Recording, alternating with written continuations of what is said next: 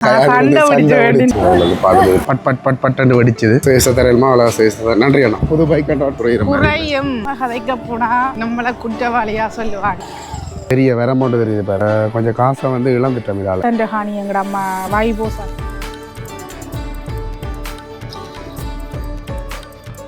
அனைவருக்கும் வணக்கம். இளைஞர்கள் வவுனியா மாவட்டத்தில் நிற்கிறோம். குறிப்பாக நாங்கள் இதுக்கு முதல் நீங்கள் பார்த்துருப்பீங்க பைக் டியோ பைக் வந்து செகண்ட் ஹேண்டாக வந்து தேடி தெரிஞ்சிருப்போம். குறிப்பாக வந்து எல்லா இடத்துலையும் பார்த்த பிறகு கடைசியாக எடுத்த முடிவு வந்து ஒரு புது பைக் எடுப்போம் அப்படின்ற ஒரு முடிவு எடுத்தினாங்க. ஆனால் புது பைக் எடுக்கிறதுக்கு வந்து பார்த்திங்கன்னா அந்த பைக்கின் அரைவாசி காசு கட்டணும். அதே மாதிரி கம்பெனியில் எடுக்கிறேன்டா 6 மாதம் வெயிட் பண்ணணும். புதுசாக எடுக்கிறேன்டா அந்த பைக் ஓனர் ஆக்களுக்கு வந்து பார்த்திங்கன்னா 1,40,000 கூடுதலாக கொடுக்கணும். அதை தவிர்த்து வந்து பார்த்திங்கன்னா லீஸ் வந்து அந்த பைக்கின்ற ஒரு 3/4 பங்கு தான் தெரிவிக்கணும். அதாவது 3,50,000 தான் நாங்கள் லீஸ் எடுக்கக்கூடிய மாதிரி இருந்தது. அதால் ஒரு புது பைக் எடுக்கிற மட்டும் கிட்டத்தட்ட எங்களுக்கு 6.5 லட்சம் ரூபா தேவைப்பட்டது. அதால் அந்த புது பைக் எடுக்கிற கனவையும் வந்து விட்டுட்டு கடைசியாக வந்து டியோ பைக் வந்து எடுத்தினாங்க. இந்த பைக்கின்ற விலை வந்து பார்த்திங்கன்னா 6,75,000. அதில் ஹாஃப் வந்து கட்டினாங்க. 3,68,000 ரூபா வந்து கட்டினாங்க. மிச்சத்தை வந்து 2 வருஷத்துக்கு லீஸ் போட்டிருக்கோம். ஒரு வருஷத்துக்கு ஒரு மாதத்துக்கு வந்து 20,000 ரூபா கிட்ட லீஸ். குறிப்பாக வந்து இந்த பைக் எடுத்த சந்தோஷமாக இருக்காவான்றதை கையாளிகிட்ட கேட்போம். குரல் வந்து கொஞ்சம் நேற்று கடலில் குளித்தது அது ஃபுல்லாக வந்து குரல் போயிட்டு எப்படி கேவலமாக இருக்கோ தெரியல. சரி கையாளி, நீ சந்தோஷமாக இருக்கிறீங்களா இந்த பைக் எடுத்தது? இதோட புது எல்லாரும் சொல்லிடலாம் புது பைக் எடுத்துருக்கலாம் வந்து. ஆனால் அந்த தொகையை உடனே கட்டணும். இதை மாதிரி கரைவாசி 3 லட்சத்தை கட்டிட்டு லீஸ். ஆனால் இந்த 3 லட்சம் எப்படி எடுத்துறாங்கன்றது எங்களுக்கு தான் தெரியல. தேவையற்றபடியாக தான் எடுத்தது. மற்றது எனக்கு ஓகே, இது ஓடுமை.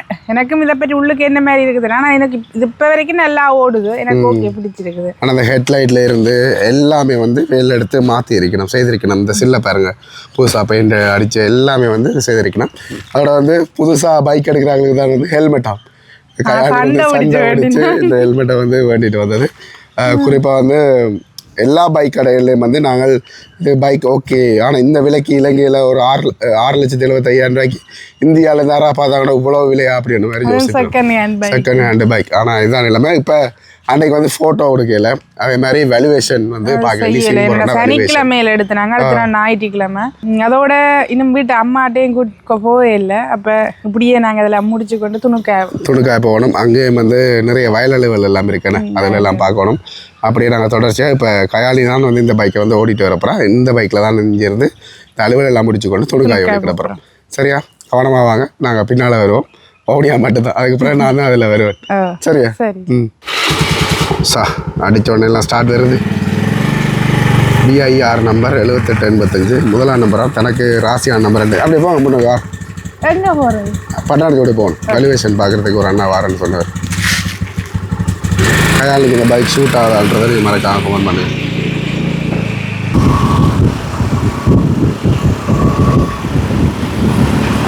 சரி, இப்போ பட்டாணத்து ஒரு ஸ்கூல் அடிக்க வேலை சொன்னார். வேல்யூவேஷன் பார்க்குறதுக்கான நாங்கள் வந்துட்டோம். கையாளி சும்மா ப்ரோ அவர்றா இங்கே அப்புறம் தான் அடிச்சு விளாமல் இருந்தால் சரி அனுபவம் இருக்கு. அண்ணா வந்து வந்துட்டார் வேல்யூவேஷன் பார்க்குறது. ஃபோட்டோ எடுக்கணும் எல்லாம், என்னென்ன மீட்டர் எவ்வளோ இருக்குது, டயர் எவ்வளோ இருக்குது அப்படின்ற மாதிரி. நான் எடுத்த ஒரு ரிப்போர்ட் ஒன்று லீஸிங் கம்பெனிக்கு கொடுக்கணும். கொடுத்தா தான் அதில் வந்து லீஸ் போடலாம். இந்த ஒரு நம்பர் தெரியும், ரைட் பார்ட்ஸை வந்து கலட்டி போட்டோ எடுக்கப்புறம் சரி வேல்யூவேஷனுக்கு ஃபோட்டோலாம் எடுத்தாச்சு. அதில் வந்து பார்த்துட்டு ஃபோட்டோ வந்து அனுப்புவோம். ஏன்னா தள்ளவே முடியலை. இதில் உங்களுக்கு பைக் அதுவும் டியோ தான் வேணுமா ஏன்னா அதான் உயரமான பைக்காக தனக்கு அந்த நேரம் இல்லாமல் இருக்கும் அப்படின்றதால இதை தான் விரும்பி எடுத்தது. சரியா? பாய், போயிட்டு வாங்க துணுக்காய். இதில் வந்து எடுத்தா ஃபோட்டோ எடுக்கணும். ஃபோட்டோ எடுத்தாச்சு. குறிப்பாக வந்து மன்னார் ரோட்டில் இருக்கிற விமல் ஸ்டூடியோ. எனக்கு தெரிஞ்சு ஸ்கூல் படிக்கிற காலத்துலேருந்து இருக்கிற ஒரு ஸ்டூடியோ ஒன்று நினைக்கிறேன். என்ன மாதிரி ஃபோட்டோ வழியாக வந்துருக்கேன். அது சரி காட்டுங்க ஃபோட்டோ. இதில் இருக்கிறது வேணா வெள்ளையாக்கியிருக்காங்க அவ்வளோ இருக்கேண்ணே. கருப்பாக இருக்குது வெள்ளையா.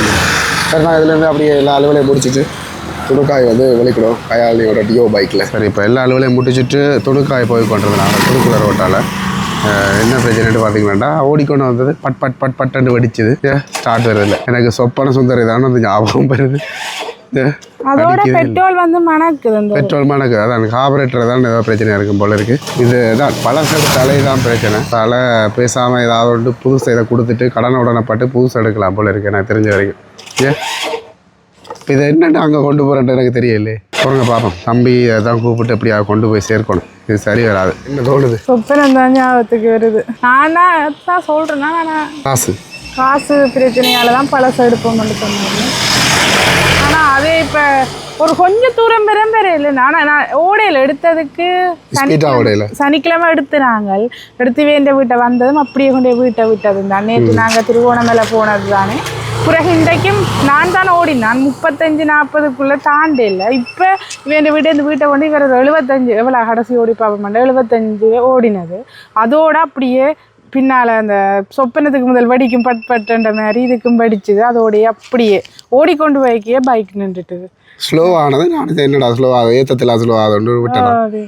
ஆனால் இஞ்சால வந்து துப்புரவா 2 வருஷம் யோசனையாக இருக்குது. இப்போ இந்த இதையே நாங்கள் இதுக்கு நிறைய காசு செலவழிச்சு என்ன செய்கிறேன்டே தான் நடு ரோட்டில் வந்து நிப்பாட்டி வச்சுட்டு நிற்கிது தான் நிற்கிது நடு ரோட்டில் எல்லாம் விதி. ஆனால் இதே வேறு என் தங்கச்சிக்கு எடுத்த பைக் வந்து ஃபெஷினோ. அதுவும் ஏதோ கொஞ்சம் செய்தால் தான். ஆனால் இப்போ ஓகே. ஆனால் அதுக்கும் என்ன சொல்கிறது, லாங் ட்ரிப் போட இல்லை. டவுன் எங்கட வீடு அதுக்குள்ளேயே சுற்றுறதால அதை இந்த இதுவும் தெரியலைன்னு. ஆனால் அது ஓடுது. இது எடுத்த இன்றைக்கே நின்றுட்டுது. இப்போ என்னென்னு பார்த்தீங்கன்னா நாங்கள் எடுத்த பைக் வந்து இங்கே தான், அதாவது பொங்கலத்தில் இருக்கிற இந்த கடையில் தான் வந்து எடுத்து நாங்கள் குறிப்பாக வந்து அந்த பைக்கை வந்து விட்டுட்டு நாங்கள் இப்போ புது பைக் கொண்டு எடுக்க போகிறோம். அதே மாதிரி நாங்கள் கட்டின காசுலேருந்து 1,50,000 வந்து கூடுதலாக கட்ட வேண்டி வந்தது. குறிப்பாக வந்து எங்களோட காலத்துக்கு வந்து இதில் பாருங்க எல்லாம் மஞ்சள் இதுகள் எல்லாமே வந்து ஏற்கனவே ஒரு ஆள் ஓனரில் இருக்குது. உங்களை செகண்ட் ஓனராக தான் பேர் நான் ஏற்கனவே அது அப்படி இல்லையா? அதுவும் அப்படி தான். அந்த வகையில் வந்து நாங்கள் இந்த பைக்கை வந்து எடுக்கிறோம். இது வந்து புதுசு நேற்று இரவு தான் வந்து வந்துதான். டியோ 110 பைக், அதே கலர், ஆனால் புதுசு பிராண்ட் நியூ. என்ன சந்தோஷமாக இருக்கா? ஏன் நாங்கள் அதை டப்புன்னு மாற்றிட்டு வந்து யோசிக்கிறோம். அது டாக்குமெண்ட் செய்யலை நாங்கள் எடுத்ததுக்கு. அதில் எங்களோட பழைய பைக் அதில் வந்து இல்லை வந்து மாற்றக்கூடிய மாதிரி இருந்தது. என்ன யோசிக்கிறீங்க? 1.5 லட்சம் தான் கூட. ஆனால் லீஸ் சேம் தான் 3,50,000 அதே லீஸ் தான். ஆனால் இப்போ 1 லட்சம் எங்களை கையால் தாங்க கொடுக்கணும். அதை அடையே வச்சுட்டு கொடுத்துட்டோம். ஓகே யோசிச்சேன். அப்புறம் பல அடைவன்ற வார்த்தையை தவிர்த்து கொள்ளுங்க. அதை மோட்டிவ் பண்ணுற மாதிரி அது அப்படி இல்லை. இப்போ அவசரத்துக்கு அப்புறம் அதை நாங்கள் எடுத்துருவோம். இல்லை யோசித்தோம். என்ன சொல்லுங்க, 1.5 லட்சத்தை பார்த்து இனி அதுக்கு ஒவ்வொரு காலம் செலவு பண்ணி கொண்டு இருக்கோம். நாங்கள் அந்த 1.5 லட்சம் காசுன்றதை பார்க்குறோம். இப்போ எங்களுக்கு இடையில நின்ற மாதிரி நான் தனியாக போய் நின்றுச்சு அதுக்கு செலவு பண்ணி கொண்டு இருக்கிறதும் எல்லாமே உண்டு தான். அந்த 1.5 லட்சத்தை நாங்கள் ஒரு 6 மாதத்துக்கு கொஞ்சம் கொஞ்சமாக செலவு பண்ணுற இது மாதிரி அதனால் எடுத்தாங்க. சரி, இதில் வந்து பார்த்தீங்கன்னா டிஜிட்டல் மீட்டர், இந்த வேறு டிஜிட்டல் மீட்டர் அதுக்கிற மாதிரியே ஸ்டார்ட் வந்து இதில் வந்து வரும். அது தவிர்த்து கீ இது 1 to 5 இருக்குது. அதுவும் கிட்டத்தட்ட இதே மாதிரி தான். இந்த மாதிரி பெட்ரோல் வந்து இதில் அடிக்கிறது. அதனால் வந்து கொஞ்சம் ஈஸியாக இருக்கும். சரியா? இப்போ டாக்குமெண்ட்ஸ் அலுவல் வந்து போய்கொண்டிருக்கு. முடியட்டும். டாக்குமெண்ட்ஸ் அலுவலெல்லாம் முடிஞ்சுது. அதோட வந்து பார்த்திங்கன்னா பார்க்கணும் ஹெல்மெட்டும் ஜாக்கெட்டும் வந்து இதில் கொடுக்குறோம். இந்த அண்ணாக்கள் தான் உங்களுக்கு வந்து எவ்வளோ குயிக்காக வந்து சேச தரையிலுமா அவ்வளோ சேச. நன்றி அண்ணா. சரி, இதில் இருந்து நாங்கள் அப்படியே திருப்பி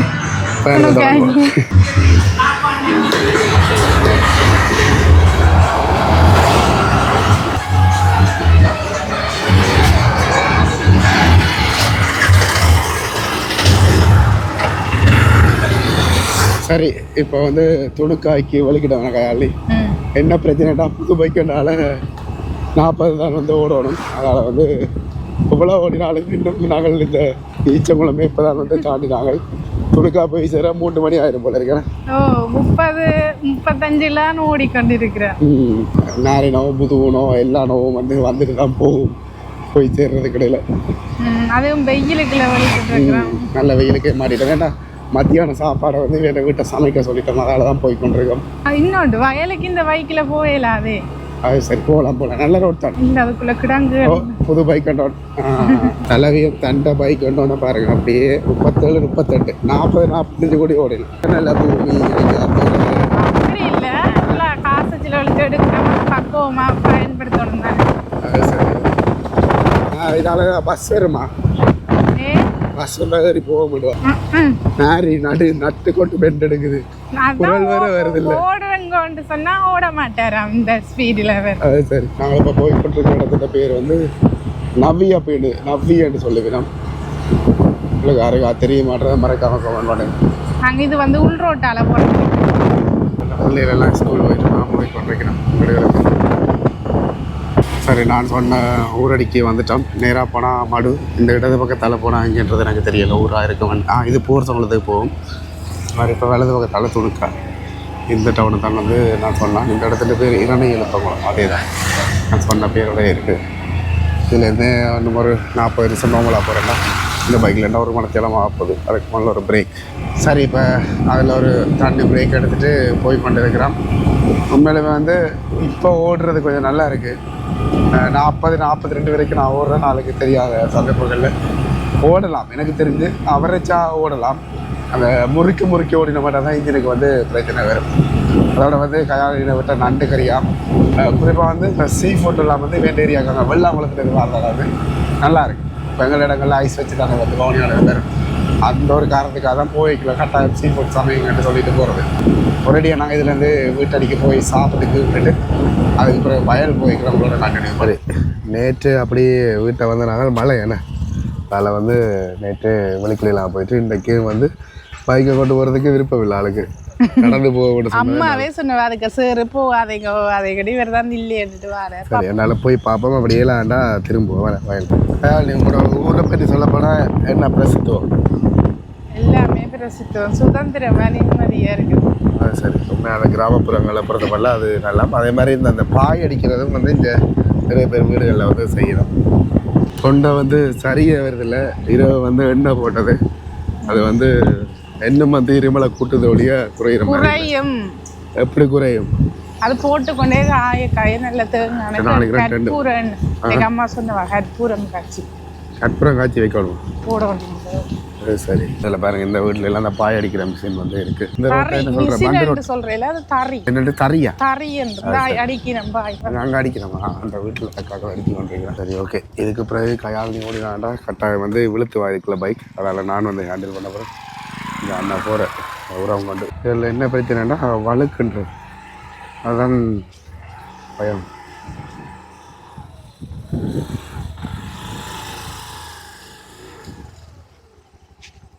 இதான் எங்கட வயலுக்கு போகிற ரோட் பாருங்க.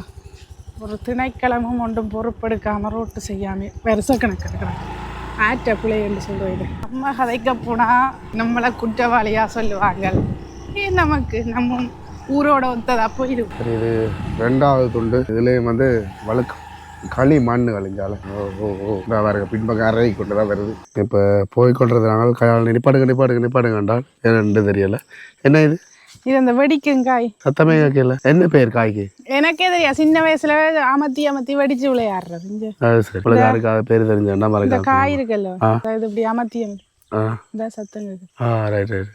ஆனால் இது கொஞ்சம் பெருசாக வரும்ல இல்லை? இது பெருசா வரும். இங்கே நிறைய நிற்கிது. சரி, ஆறுதல் விளையாடிட்டு வாங்க. இப்போ பார்த்தீங்களாண்டா ஒரு 1.5 கிலோமீட்டர் பண்டி வெட்டி என்று சொல்கிறேன் இந்த இடத்த. அந்த ஒரு கோயிலில் வந்து பொங்கினம் அதை தாண்டி போகணும். எங்கட கோயிலுக்கு பின்னால் இருக்குது. அதுக்கு ரோட் வேறு ரோட். சரி, வலிக்கிறோம். இலந்தை எல்லாம் இருக்குது, ஆனால் இன்னும் காய்க்கல.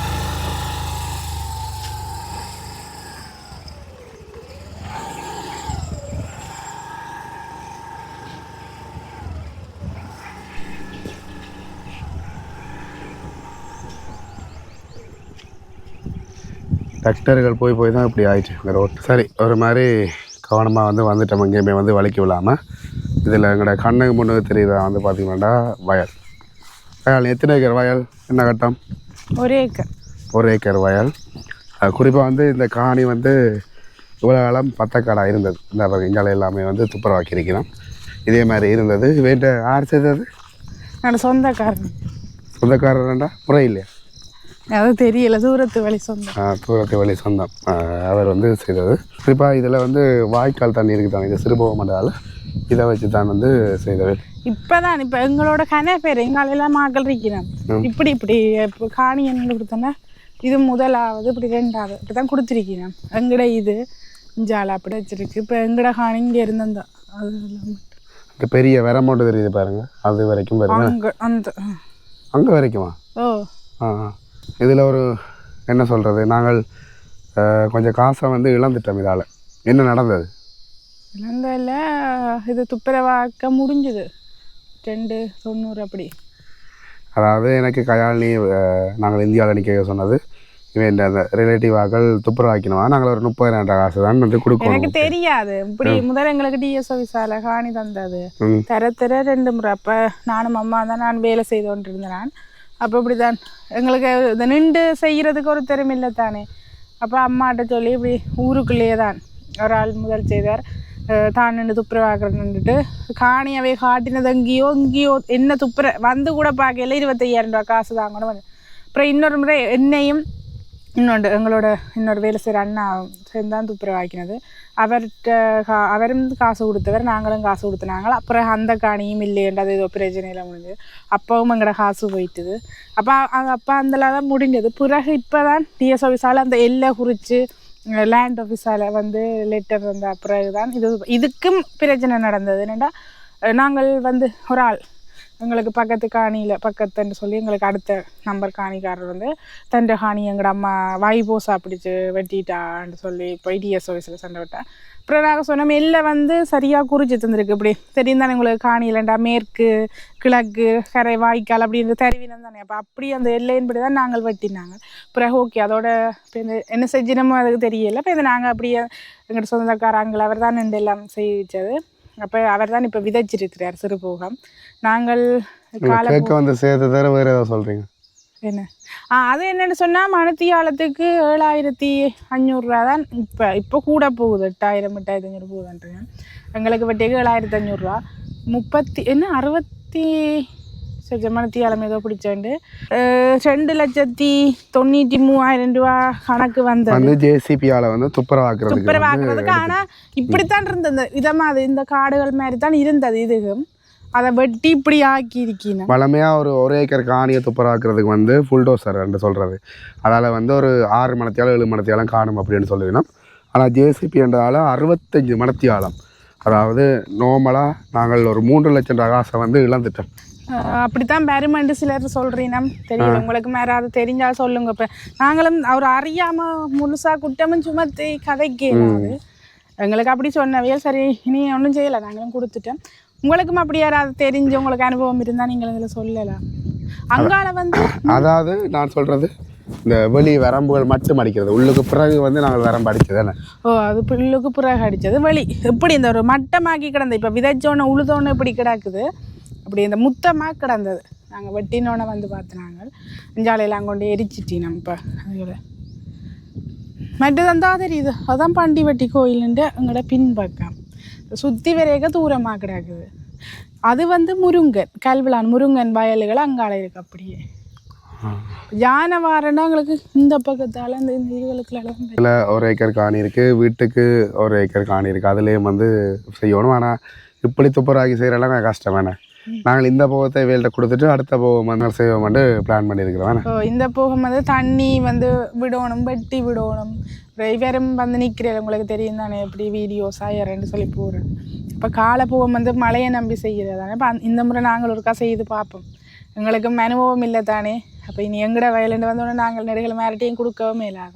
அப்போ இந்த முறை காலை போகம் செய்வோம் மட்டும் ஒரு முடிவில் இருக்கிறோம். பாப்பமா என்ன மாதிரி வருதுண்டு இது வியல் செய்கிறீங்க. ஓகே, அப்படியே இஞ்சாலே வந்து பாருங்கள் எவ்வளோ காணிகள் வந்து இதாகி கொண்டிருக்கண்டு. காலப்போக்கில் ஒரு நல்ல காணியாக இருக்கும் அப்படின்னு நான் நம்புகிறேன். சரி, நாங்கள் இப்போ இதில் இருந்து அடுத்ததாக வெளிக்கிட்டு எங்கே போகிறோம்டா கோயிலுக்கு. எந்த கோயிலுக்கு போகிறீங்க? எனக்கு தெரியாது இங்கே இருக்கிற கோயில் எல்லாம் நிறைய இருக்குது. ஐயர் இவங்க நிற்பாருன்ற தான் தெரியல, கேட்டுட்டு போ. அதான் மலையம் வந்து அடிக்கிற வெயிலுக்கு வந்துடும் போல இருக்குது. ஒரடியாக கோயிலுக்கு போயிட்டு பார்ப்போம். இப்போ மல்லாவி டவுனில் இருக்கிற சிவன் கோயிலுக்கு வந்திருக்கிறோம் பூசை செய்கிறதுக்கு. உள்ள இன்னும் ஒரு பூசை நடக்குது, அதில் சாத்தியப்படும் மாதிரி எல்லாம் இருந்தாலும் பார்ப்போம். உள்ளே போன கையால்னு டப்புன்னு வந்துட்டு நடக்க உள்ள இங்கே சங்காபிஷேகம் நடக்குது. ஐயாவை நான் கேட்டேன். நான் என்னென்னு சொன்னால் இந்த சங்காபிஷேகம் சிவன் ஏதோ மணவாள கோலமாம், அது முடிய சிவனண்ட பூசை முடிஞ்சு தானாம் செய்வினமாம். வாகன பூசை 12-1 மணி ஆகுமாம்னு சொல்லி சொன்னேன். அதை நாங்கள் கடவுளை சூரியனை வேண்டி கொண்டு வச்சு விட்டால் சரியாக நினைக்கிறேன். நாளைக்கு வந்து ஒரு பூசை செய்யுங்க, அதை நான் நிற்க மாட்டேன். அதோட வந்து இந்த வீடியோ வந்து முடிச்சு கொள்ளும்.